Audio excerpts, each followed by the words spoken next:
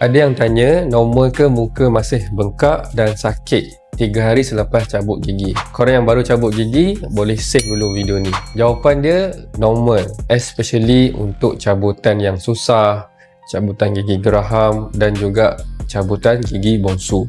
Untuk tempoh 1 ke 2 hari selepas cabutan, normal untuk ada bengkak dan masih lagi sakit. Tetapi untuk hari yang seterusnya, sepatutnya sakit tu akan makin berkurang dan bengkak tu dah makin mengecil. Itu adalah proses normal untuk gusi tu sembuh selepas cabutan. Yang paling penting, korang kena ikut arahan yang diberikan oleh doktor korang. Jangan makan benda yang panas, makan painkiller, kalau ada antibiotik, makan antibiotik, dan tak merokok ataupun menggunakan straw selepas cabutan.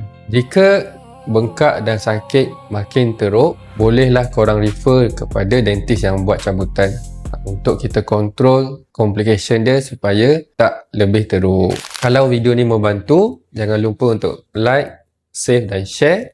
Kalau ada komen, boleh je drop dekat bawah. Kalau nak buat rawatan gigi, jangan lupa datang ke Stella Dental.